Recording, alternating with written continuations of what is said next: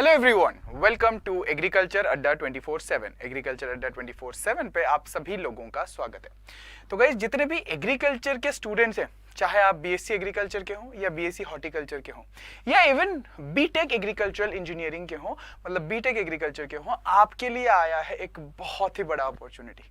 Okay, सो उसके बारे में जानेंगे। सो आज की जो हमारी थीम है ना, ये है एग्रीकल्चर वालों के लिए आई है एक बहुत बड़ी खुशखबरी, जहां पर 1800 प्लस वैकेंसीज हैं और 25,000 से लेके 80,000 तक की यहाँ पर सैलरी भी है। ओके, थोड़ा सा यहाँ पे इसको सही करूंगा तो ये 20,000 से लेके 80,000 की सैलरी है। Okay, so let's go ahead. आज का ये सेशन संपूर्ण जानकारी का है कि भाई क्या क्या है इसमें, क्या इसकी सैलरी, क्या इसकी एलिजिबिलिटी, कौन से स्टेट का है या फिर क्या है, जॉब नेचर क्या है, सब कुछ जानेंगे। So let's go ahead and start the session. Session start करने से पहले आप सभी लोगों से यही रिक्वेस्ट रहेगा कि इस सेशन को लाइक जरूर कीजिएगा, शेयर जरूर कीजिएगा और आपके इस पर्टिकुलर वैकेंसी के प्रिपरेशन के लिए एग्रीकल्चर अड्डा 24/7 के यूट्यूब चैनल के साथ जुड़ना बिल्कुल ना भूलिएगा। So let's go ahead. देखिए, सबसे पहले तो मैं आपसे रिक्वेस्ट करूंगा कि अड्डा 24/7 का मोबाइल एप्लीकेशन जरूर डाउनलोड कीजिएगा और स्पेशली एग्रीकल्चर के स्टूडेंट्स, आपको मिलते हैं फ्री सब्जेक्ट वाइज क्विजेस। इन क्विजेस को अटेम्प्ट कीजिएगा। ओके, एंड जब आप एप्लीकेशन में कोई भी क्विज या टेस्ट सीरीज अटेम्प्ट करते हो तो उसको रेट करना बिल्कुल मत भूलिएगा। वो एक हमारे लिए फीडबैक सिस्टम है जहां पर हमें पूरी इंफॉर्मेशन मिलती है। And obviously don't forget to subscribe to agriculture Adda 24/7 YouTube channel.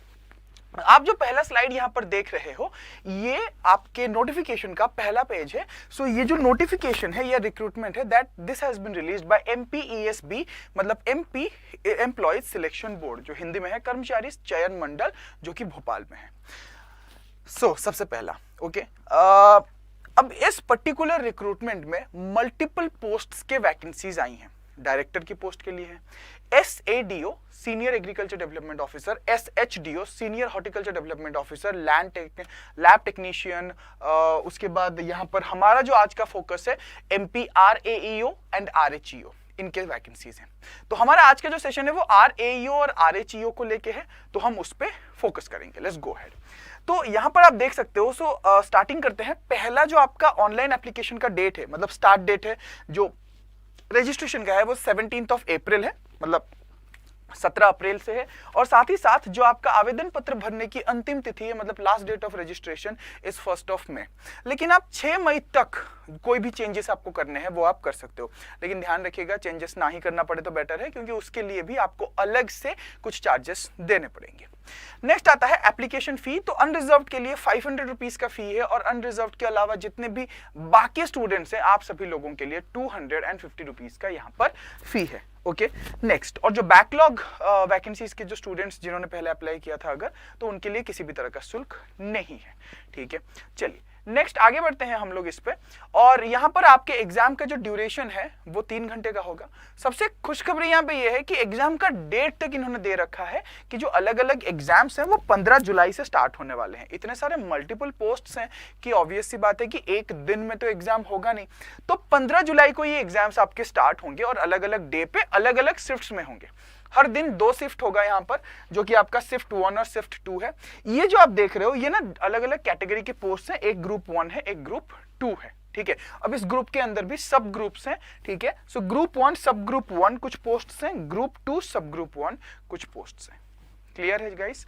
चलिए आगे बढ़ते हैं। आप बाकी रिपोर्टिंग टाइम दे रखा है। जो आपका फर्स्ट मॉर्निंग शिफ्ट रहेगा वो 7 to 8 का रिपोर्टिंग टाइम है।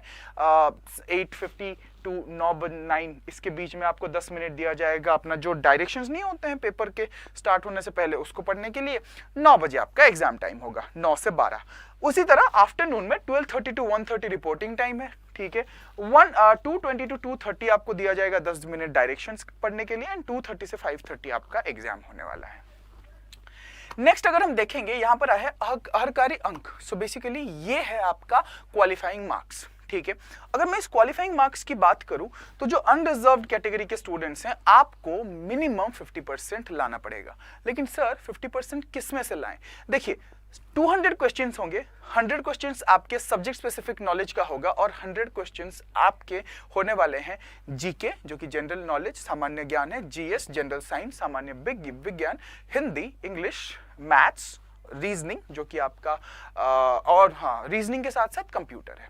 ठीक है, एंड यहां पर अगर देखेंगे सो यूआर के लिए 50% है, लेकिन अगर यूआर के अलावा EWS, OBC, SC, ST, PWBD जितने भी हैं, ठीक है, अलग जो बाकी स्टूडेंट्स हैं उनके लिए 40% है, मतलब 10% का छूट यहां पर आपको मिलता है। नेक्स्ट अगर देखेंगे यहां पर सो बेसिकली ये जो आपकी डिफरेंट कैटेगरीज है ना, कैटेगरीज के बारे में है, तो हम सीधा आगे चलते हैं और देखते हैं। अच्छा, एग्जाम पैटर्न है, लेकिन एग्जाम पैटर्न में आगे बताऊंगा, आपके पोस्ट के बारे में पोस्ट के बारे में बताऊंगा, फिर एग्जाम के बारे में बताऊंगा, पैटर्न के बारे में। अच्छा, उससे पहले हम एज लिमिट की बात कर लेते हैं। जनरली बैंकिंग वगैरह में तो आपके 30 साल के होते हैं, ठीक है, इजंट इट, ओके, कहीं पे 28 होता है, कहीं 30 होता है, जो बैंकिंग लेवल के एग्जाम्स होते हैं। लेकिन यहाँ पे अगर आप देखोगे, जैसे पीएससी का एग्जाम होता है ना, कहीं पे 30, कहीं पे 32 साल तक, कहीं 35, कहीं 40 साल तक दे सकते हैं, तो बिल्कुल यहाँ पे जो आपका एमपी का ये जो रिक्रूटमेंट है, यहाँ पर भी जो एज लिमिट है वो 18 से 40 है, मतलब मिनिमम एज 18 ईयर्स, मतलब 18 साल का है, ओके, और यहाँ पर जो मैक्सिमम एज है वो है 40 ईयर्स का, ओके। लेकिन अगर आप कोई भी यूआर के अलावा दूसरे कैटेगरी में है तो आपको 5 साल का रिलैक्सेशन मिलेगा, मतलब 18 से 45 ईयर्स के बीच में अगर आप हैं तो आप ये फॉर्म को फिल कर सकते हैं। अच्छा, यहाँ पर अगर आप देखोगे सभी पदों के लिए अभ्यर्थियों को मध्य प्रदेश राज्य के रोजगार कार्यालय में जीवित पंजीयन होना अनिवार्य है। इसका मतलब ये है कि एमपी का ये जो पोस्ट है, यहाँ पर एमपी के एम्प्लॉइज पोर्टल पे आपको रजिस्टर होना पड़ेगा, जो कि कोई भी कर सकता है। इस चीज का प्लीज ध्यान रखिएगा। इसका मतलब all other state students are eligible, ठीक है, जितने भी बाहर दूसरे स्टेट के स्टूडेंट्स हैं, आप भी इस पर्टिकुलर पोस्ट के लिए एलिजिबल हो, ओके। और ये कैसे रजिस्ट्रेशन करेंगे, ये हम बहुत जल्दी एग्रीकल्चर अड्डा 24/7 के यूट्यूब चैनल पर आपके लिए एक सेशन भी लेके आएंगे। Now talking about the post, सबसे पहला जो है वो है ग्रामीण कृषि विस्तार अधिकारी, जो कि है रूरल एग्रीकल्चर एक्सटेंशन ऑफिसर। इसमें पोस्ट कितने हैं, इसके जो कुल पद हैं वो 1852 है, मतलब 1852, ओके। नाउ इस 1852 में 500 आपको यूआर के पोस्ट मिलेंगे, 500 आपको ओबीसी के पोस्ट मिलेंगे, मतलब अनरिजर्व्ड और ओबीसी। साथ ही साथ आपको जो बाकी के कैटेगरीज हैं मैं एक बार आपको बता देता हूं, जैसे कि ईडब्ल्यूएस 186, अनुसूचित जाति जो कि एससी 298, अनुसूचित जनजाति जो कि यहाँ पर एसटी है, उनका 368 पोस्ट रहने वाला है, टोटल 1852, ठीक है। और बात ये आती है कि इसकी सैलरी कितनी रहने वाली है। सैलरी रहने वाली है 25,300 से लेके 80,500 तक, और साथ ही साथ इसकी जो शैक्षणिक योग्यता है, मतलब जो आपकी जो शिक्षा है, ठीक है, सो आपका जो एलिजिबिलिटी है वो होना चाहिए बीएससी एग्रीकल्चर या बीएससी हॉर्टिकल्चर। बहुत बार ऐसा होता है कि बहुत सारे पोस्ट आते हैं, लेकिन यार सिर्फ बीएससी एग्रीकल्चर वालों के लिए होते हैं, बीएससी हॉर्टिकल्चर एलिजिबल नहीं होते हैं, लेकिन यहाँ पे ऐसा नहीं है। यहाँ पर बीएससी एग्रीकल्चर और हॉर्टिकल्चर दोनों ही एलिजिबल है। इस चीज को प्लीज ध्यान में रखिएगा, ठीक है। और दूसरा जो है वो पोस्ट कोड 10 है, जो कि है ग्रामीण उद्यान विस्तार अधिकारी, रूरल हॉर्टिकल्चर क्या है, एक्सटेंशन ऑफिसर, उद्यान की बात कर रहे हैं।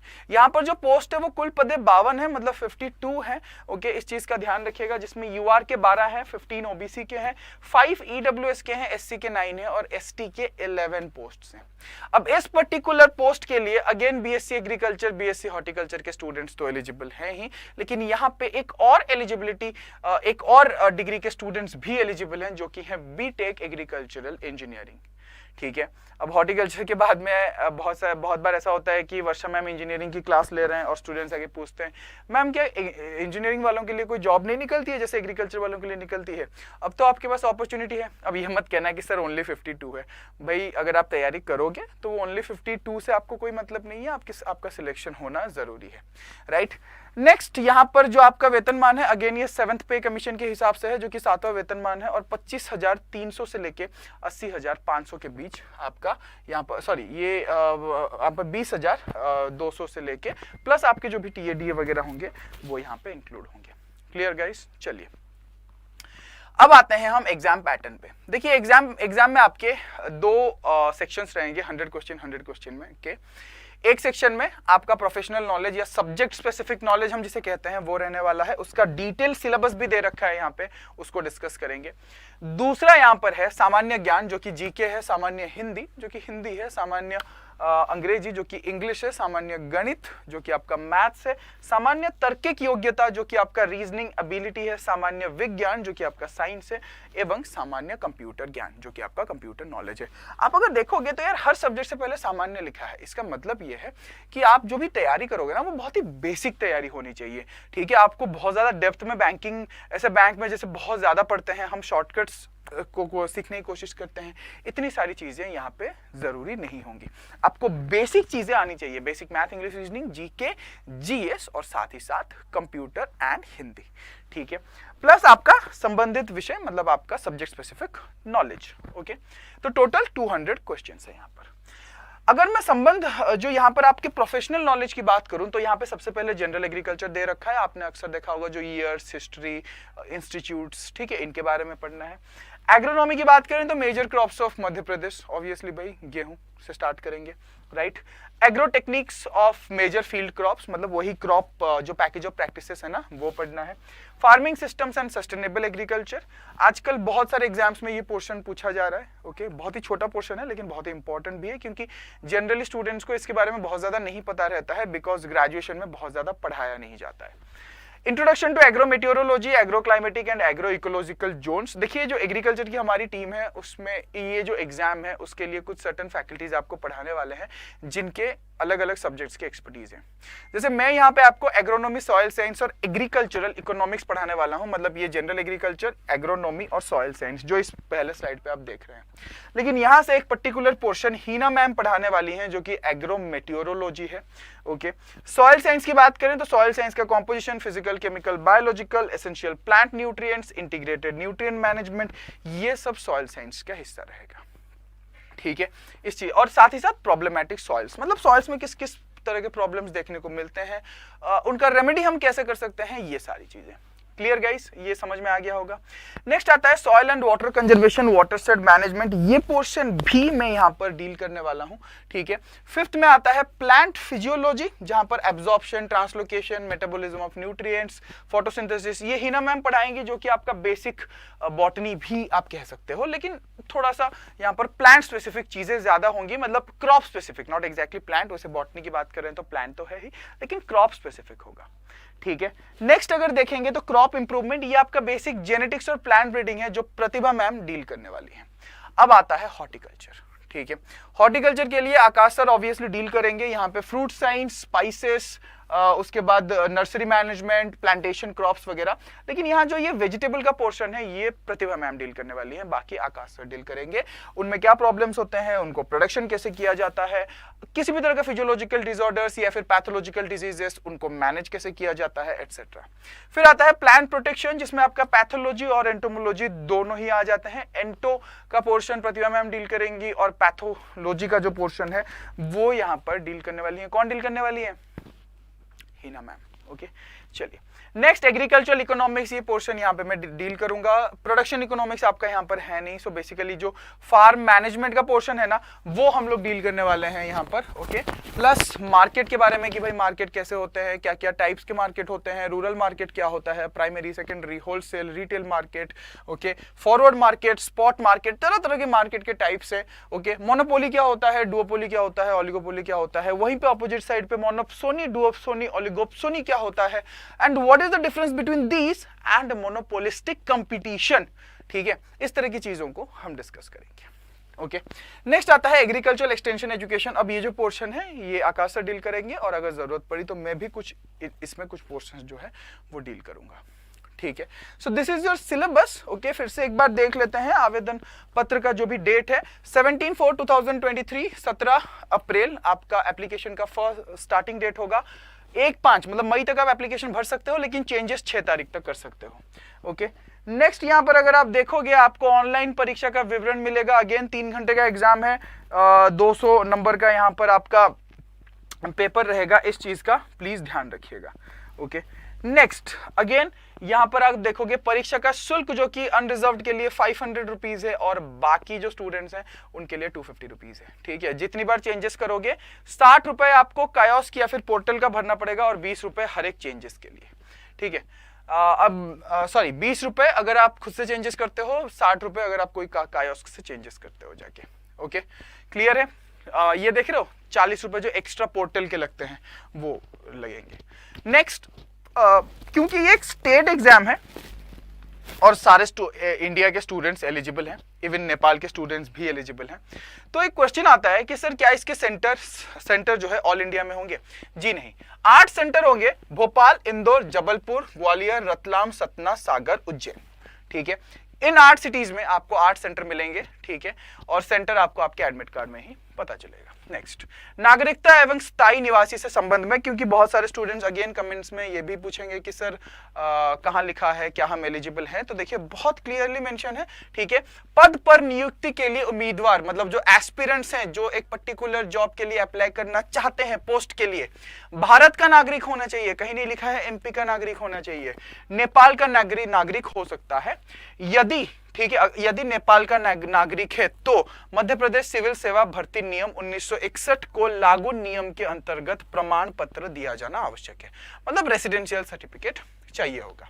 ठीक है, तो मेरे ख्याल से आप कहीं के भी हो, आपके पास आपका रेसिडेंशियल सर्टिफिकेट होना ही चाहिए। तो ये एक समरी था पूरा आपके नोटिफिकेशन का, आपके रिक्रूटमेंट का, जो आज से 1-2 दिन पहले आया था। ओके, और अगर मैं बात करूं इसके प्रिपरेशन की, देखिए 2 चीजें, एक है आप सेल्फ प्रिपरेशन कर सकते हो और हमारे साथ हमारे यूट्यूब चैनल एग्रीकल्चर अड्डा 24/7 पे जुड़ सकते हो।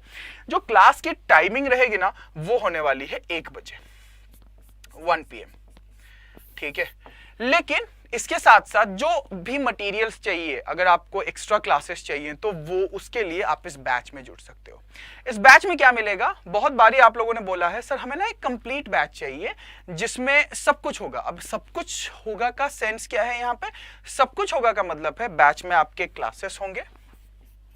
जनरली अब तक क्या होता था, हम क्लासेस प्रोवाइड करते थे, लेकिन अब आपके डिमांड पे हम क्लास के साथ e book plus test series, ये सारी चीजें प्रोवाइड कर रहे हैं इस पर्टिकुलर कंप्लीट बैच में, इसलिए इसका नाम है कंप्लीट बैच। ठीक है, ये बैच स्टार्ट होने वाला है 25 अप्रैल से। ठीक है, और आपके एग्जाम से पहले जुलाई में आपका एग्जाम है, रफली 1.5 to 2 मंथ्स का ये बैच होगा। ठीक है, कुछ सब्जेक्ट जल्दी खत्म हो जाएंगे, कुछ सब्जेक्ट थोड़ा सा लंबा चलेंगे, और ये बैच आपका कंप्लीट बैच है। ठीक है, इसका स्टडी प्लान भी बहुत जल्दी आपको मिल जाएगा। ओके, अब आपको करना क्या है, इस बैच में कैसे एनरोल करें? देखिए आप YouTube पे इस सेशन को देख रहे हो तो सिंपली YouTube पे जाइए। ओके, यहां पर आप एग्रीकल्चर अड्डा 24/7 सर्च कीजिएगा।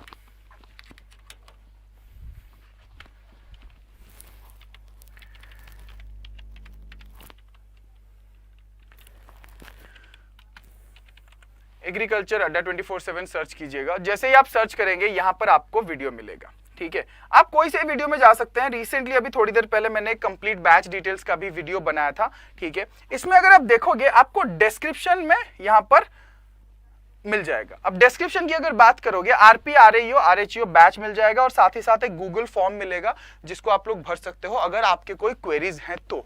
ठीक है, बैच में एनरोल करने के लिए इस पर्टिकुलर लिंक पे टैप कीजिए, ये देखिए आप सीधा बैच में पहुंच जाओगे। अब इस बैच की खासियत क्या है? ठीक है, देखिए अच्छे से डिस्क्रिप्शन पढ़िएगा, यहाँ पे टीचर्स वगैरह के बारे में सब कुछ मेंशन है। गाइस एक चीज ध्यान रखिएगा कि हमें ना 2 चीजें यहाँ पर चाहिए।